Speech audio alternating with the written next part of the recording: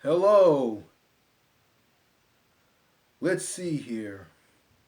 What can I talk about in this video? What should I talk about in this video? I know. I'll talk about Queen Elizabeth II. Um, she died at the age of 96. Um, around family and around her family, I think, and she been on the throne. She been queen of England in the UK and queen of every single nation within the Commonwealth realm. So she been on the throne for 70 years. That spawned lots and lots and lots of decades. You know, that was her death was a big blow, a gut punch to Britain. And I'm gonna read something about all of this. And here it is. This is from the New York Times. And the title of it is Britain Mourns. Lines stretch for miles as Queen Elizabeth lies in state. Yeah, a lot of people in London, England, in the UK are queuing up in long, massive lines to see the Queen lie in state at Westminster. And I heard a lot of people are queuing up in long lines, and you got some pets in there too. Everybody's queuing up to see the Queen lie in state and to pay their respect to her. You know, I'm just an American who lives in the United States. All of this doesn't affect me because my country isn't part of the Commonwealth because my country rebelled against Great Britain. You know, defeated the British in the American Revolutionary War and declared itself independent and formed the United States of America. Yeah. So, yeah, my country showed the crown the door back in 1776. So, that's history. A lot of like hardcore American patriots are just talking about that gun nuts. So, I'm not going to talk about that in this video. I'm just going to read about Queen Elizabeth II lying in state. This was published on September the 14th, 2022, and it was updated on September the 16th, 2022. Okay, it reads as follows. The late monarch will lie in state in Westminster for 4 days. Okay. Okay, here's the entire article. The Queen's coffin is taken to Westminster Hall in a solemn procession. London, borne on a gun carriage and accompanied by the boom of artillery, cannons, and the tolling of Big Ben's bell, the coffin of Queen Elizabeth II was transported on Wednesday from Buckingham Palace to the Palace of Westminster, where the Queen's body will lie in state until her funeral on Monday. The first members of the public were admitted to Westminster Hall at 5 p.m. local time, 12 p.m. Eastern, to pay their respects. Many had waited for hours in a line that was stretching for miles around London. Earlier at 2:22 p.m., 9:22 a.m. Eastern, the coffin, draped in the imperial standard and bearing the imperial state crown on a velvet pillow, rolled slowly out of the front gate of Buckingham Palace. That pristine time was chosen because it allowed the procession to reach the doors of Westminster Hall 3 p.m., when it was met by the Archbishop of Canterbury, Justin Willoughby. King Charles III, His Highness King Charles III, in full dress uniform and carrying a field marshal's baton, walked behind the coffin, joined by his sister, Princess Anne, and their two brothers, Prince Andrew and Prince Edward. His elder son and heiress, Prince William, newly named as the Prince of Wales, walked behind him next to his brother, Prince Harry. The procession, one of the most solemn of the public rituals marking the death of the British monarch, was meant to have less fanfare than other ceremonies. Even the skies above the route were cleared of commercial aircraft, with Heathrow Airport disrupting the schedules of flights to estimate the distant roar of planes. The cottage passed by the most familiar symbols of royal London, from Buckingham Palace to the wide three-line vista of the Mall, then past government institutions on Whitehall and Downing Street, before arriving at Westminster Hall, the oldest part of the parliamentary estate. With the Queen departing the palace for the last time, her 38-minute journey symbolized the transfer of responsibility for the sovereign's body from the royal family, which has been mourning a beloved monarchy, to the British nation, which will now mourn a revealed head of state. There were familiar elements of the Queen's military status. Her gun carriage was guarded by the Household Mounted Cavalry Regiment, followed by the bands of Geraintese and Scott Guards. Members of the Queen's household, including her private secretary and keeper of the Privy Purse, walked in front of the coffin.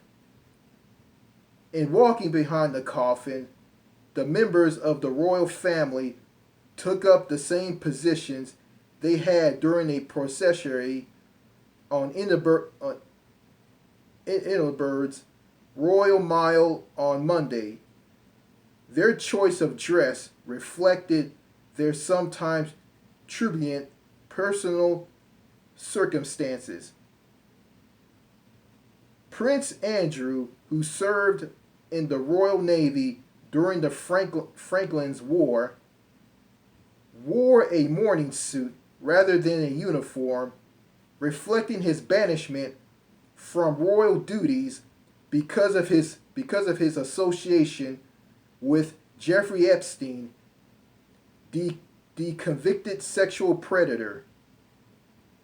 Prince Harry, who withdrew from his royal duties and moved to the United States in 2020 with his American-born wife, Meghan Markle, also wore a mourning suit.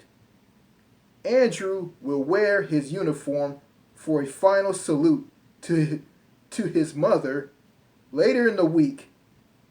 A spokesman for Harry said he was contented to wear civil dress. The other female members of the family, Queen Camilla, Catherine, the Princess of Wales, and Meghan, the Duchess of Sussex, rode to Westminster Hall in advance. Once inside the century-old hall, the coffin was placed on a cadaver, and Archbishop Wellesley and other citrus conducted a brief service. The hall was then readied for round-the-clock public viewing, a ritual that was expected to draw hundreds of thousands of people.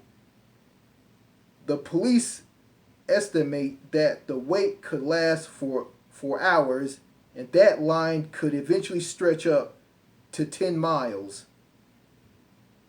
Westminster Hall, which sits in the shadow of Big Ben, is one of the most hallowed places in British public life. Erected by King William II in 1097, it is where King Richard I had his coronation banquet. In 1189, Thomas More was tried for treason. In 1535, and Winston Churchill's body lay in state in 1965. An invitation to speak under its ancient timbers is a high honor. Barack Obama is the only American president to have done so in 2011. He joined a list that includes Charles de Gaulle, Nelson Mandela, Pope Benedict XVI, and Dong Ong Shang Shin Kong. Okay.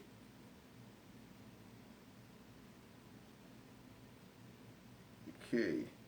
And it says here, Queen Elizabeth II will be buried at Windsor.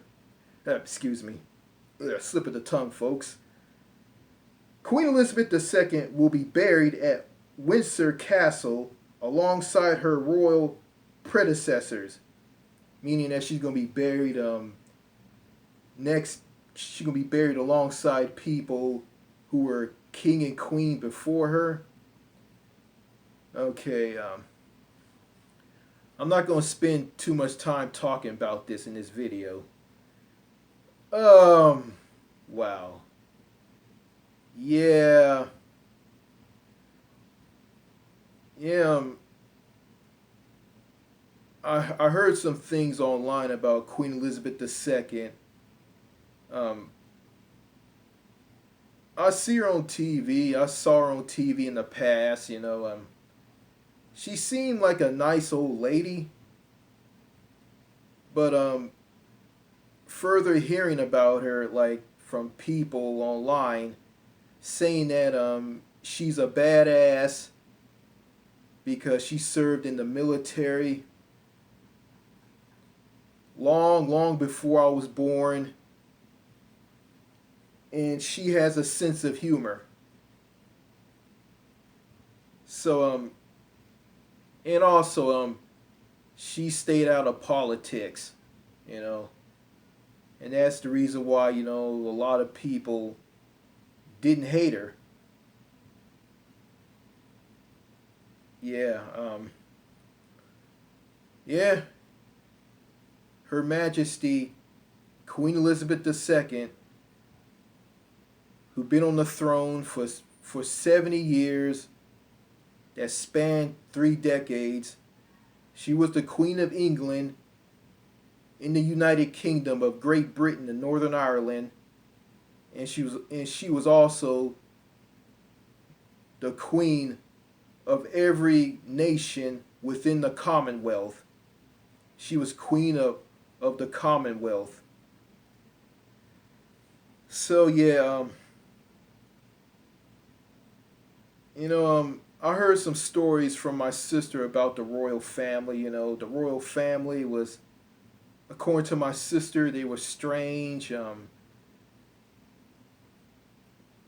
Prince Charles, before he became King Charles III, this is from my sister. This is my sister's words, saying that you know, when Prince Charles was married to Princess Diana, um, Princess Diana was a person. She liked to live the regular life, liked to be around regular people, liked to do things that regular people do, and Prince Charles wasn't into that, and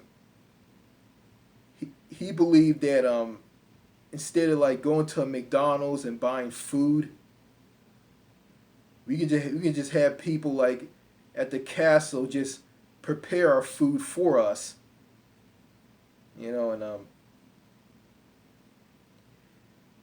yeah, and you got some people who say that Prince Charles is pampered, smug,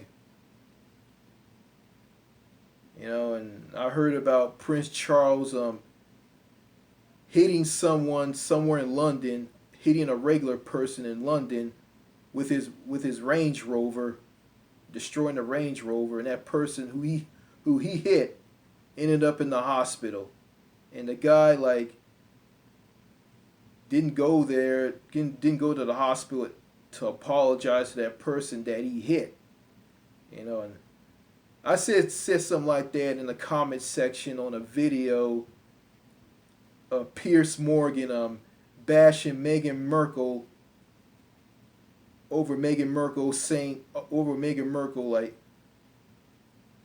saying a lot of things, negative things about the royal family, and calling out racism because the royal family and the queen didn't accept her and her baby because her baby was biracial and she was biracial herself. And Piers Morgan like just bashed Meghan Markle and just defended the royal family.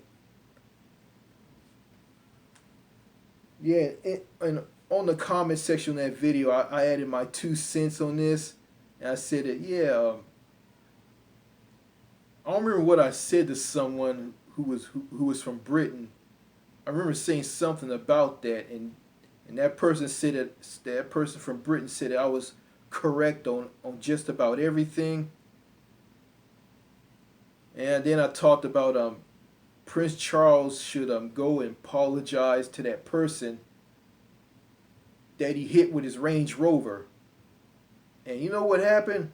I was chewed out. I was ripped apart by some Brits who defended the royal family,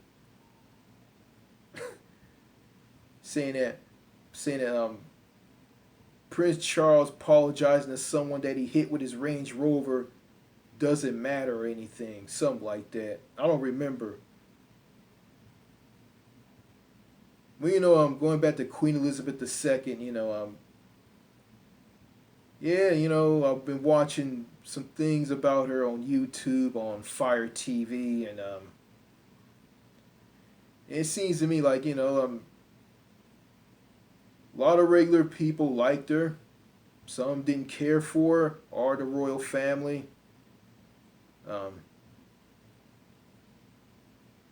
the Prime Minister of New Zealand, Jacinda Ardern, broke down in tears and cried through an interview talking about Queen Elizabeth II's death. Um, Prime Minister Justin Trudeau of Canada talked about this. And I heard in Canada that Justin Trudeau and his Liberals in Parliament Hill in Ottawa implemented some type of holiday for people to take because of the Queen's death. Yeah, so that's kind of interesting. But yeah, Queen Elizabeth II, hearing people talk about her, her serving in the military, her having a sense of humor, you know, her doing her duty to serve the Commonwealth nation, the Commonwealth nations. Um, it sounds like she sounded like a decent person. She sounded like a good person. She made a promise to someone a long time ago, and she kept her promise. And I heard about Justin Trudeau saying that he met. I heard that Justin Trudeau, the Prime Minister of Canada, said that he met Queen Elizabeth II as a little boy, and he told the Queen that when the last time he met her, she was taller than him. And Queen Elizabeth II responded by saying this: "Thank you, Prime Minister of Canada, for making me feel old." Yeah, yeah, it's kind of funny. But yeah, I'm gonna talk about this about the Commonwealth nations that were colonies within the British Empire. Um, these countries were part of an empire that was based on colonialism.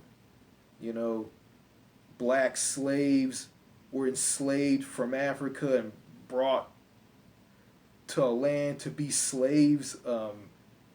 Native people were murdered, and they got their lands taken away from them, and some of them that were alive, they were treated like dirt. Hence, India, when Britain held a colony in India that was merged with Pakistan and other countries around India, that was known as British India or Raji India, wherever it was called. In that British colony of the British Empire, the British treated the people of India like dirt by letting them die from famine and starvation, jack their food resources, and they had the nerve to call those people, the people of India, savages. I mean, you guys are the savages for for treating these people so badly. Then in the British Empire, you have British concentration camps. So the British Empire was shady, dirty, and evil. Because of the treatment of indigenous people and the enslavement of people, and land being taken. And and the British hated the Irish.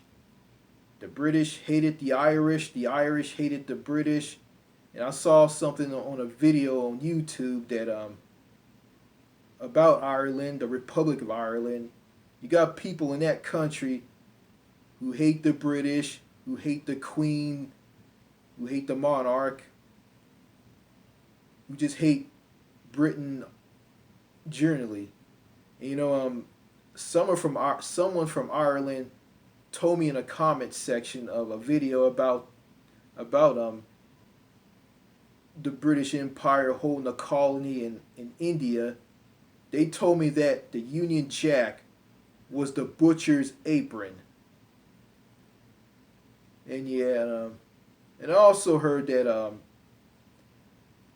one of the nations within the Commonwealth, Barbados, broke away from the Commonwealth and became a republic. Um, they took their constitution and modified it by removing every reference that was referenced towards the Queen. And I heard that Jamaica is going to follow suit too. And Canada wants to do this, but the problem with them is, all the provinces and all the territories and all the people all gotta be for it. And if that happens, then that's gonna cost. If they do break away from the Commonwealth, then it's gonna cost the country a lot of money. But it doesn't matter because King Charles III is gonna dissolve the Commonwealth and turn it into a republic. So yeah, Queen Elizabeth II. Do I love her? Do I hate her? Neither one. I just don't care about the Queen, Her Majesty, and the royal family. You know, I look at the royal family, just a lot of turmoil and drama and weirdness. That's what I see in the royal family. And let's see. Just check and see how much time I have on this video. Okay, before I end this video, I heard that Piers Morgan said something nasty about Meghan Markle because that interview that she did with Prince Harry during the I think that interview with Oprah Winfrey when she called out weirdness and racism within the royal family. So yeah, yeah, Piers Morgan said something nasty about Meghan Markle. I don't remember it, but it was pretty nasty. But I don't like Piers Morgan. He's a smug little prick. He's a joke. He's a clown. I don't care for him. I don't like him. Yeah, I said this before in previous videos. I don't hate the United Kingdom. I don't hate its people. I don't. Some people from Britain told me that people in England, in the northern part of England, they're friendly and they're sociable. In the southern part, they're rude, they're nasty, and they're cold. And I saw that when I went to England. Went through Heathrow after getting off a flight from Atlanta, Georgia, to go to Southampton, England, to get on a cruise ship and sail to some countries in Europe. Yeah. So I mean, it's sad that King Charles III lost his mother. Him and his brothers and sister lost their mother. It's kind of sad, I lost my brother, and it's kind of sad too, It hurts, and I bet it hurts King Charles III. So yeah. So that's all I gotta say in this video.